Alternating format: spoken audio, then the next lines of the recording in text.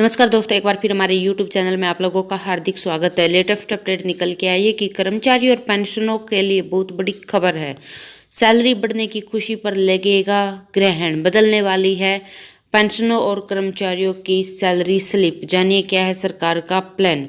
तो दोस्तों हम आपको सब डिटेल में बताएंगे। अगर आप हमारे चैनल पर फर्स्ट टाइम विजिट कर रहे हैं तो चैनल को लाइक कर दीजिए, सब्सक्राइब कर दीजिए, साथ ही साथ बेल आइकन को भी बजा दीजिए ताकि गवर्नमेंट या पेंशन से संबंधित जितनी भी न्यूज आती है उनकी नोटिफिकेशन आप लोगों के पास तुरंत पहुँच सके। तो करते वीडियो को स्टार्ट बिना किसी देरी के।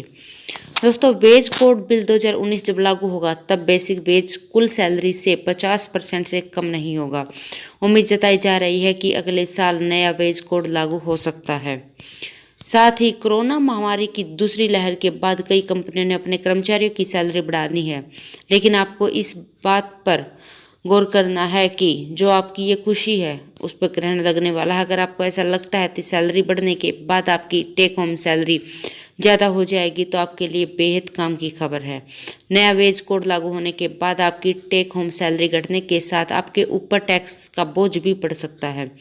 किसी कर्मचारी की कॉस्ट टू कंपनी में 3 से 4 कंपोनेंट्स होते हैं: basic salary, house rent allowance, retirement benefits जैसे पीएफ, ग्रेजुएटी और पेंशन, और टैक्स से बचने वाले भत्ते जैसे एलटीसी और इंटरटेनमेंट अलाउंस। अब नए वेज कोड से यह तय हुआ कि भत्ते कुल सैलरी में किसी भी कीमत पर 50% से ज़्यादा नहीं हो सकते।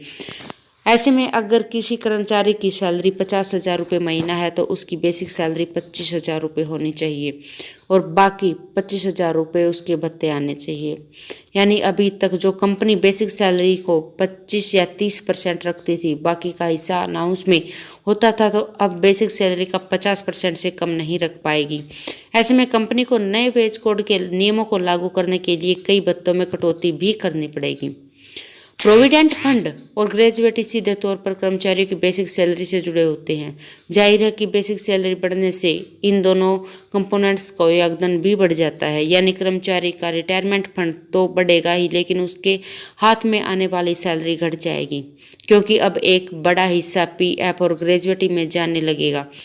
जैसे कि मान लो कि किसी कर्मचारी की सैलरी 1 लाख रुपये है तो उसकी बेसिक सैलरी 30,000 रुपये है। कर्मचारी और कंपनी दोनों ही 12% का योगदान पीएफ में करते हैं, यानी दोनों ही 3600 रुपये का योगदान रहता है। तो कर्मचारी की इन हैंड सैलरी हुई 92,800 रुपये मंथली। लेकिन जब बेसिक सैलरी बढ़कर 50,000 रुपये हो जाती है तब हैंड सैलरी हो जाएगी 88,000 रुपये, यानी पूरे 4800 रुपये हर महीने कम हो जाएंगे। इसी तरह से ग्रेजुएटी की रकम में भी इजाफा होगा। नया वेज कोड लागू होने के बाद कर्मचारी का सैलरी स्ट्रक्चर बदल जाएगा, जिससे उन कर्मचारियों का टैक्स देनदारी ज़्यादा हो जाएगी जिसकी सैलरी ज़्यादा है, क्योंकि उनके सारे भत्ते को सीटीसी के 50% के अंदर ही समेटा जाएगा, जबकि ओवर इनकम वालों को टैक्स भी कम मिलेगा। उनका पीएफ के लिए योगदान रहेगा, जिसमें सेक्शन 80C के तहत 1.5 लाख तक के योगदान पर टैक्स डिडक्शन मिलेगा और उनकी टैक्स देनदारी भी घटेगी। तो दोस्तों आज के लिए इतना ही, मिलते हैं नेक्स्ट वीडियो में। तब तक के लिए जय हिंद, जय भारत।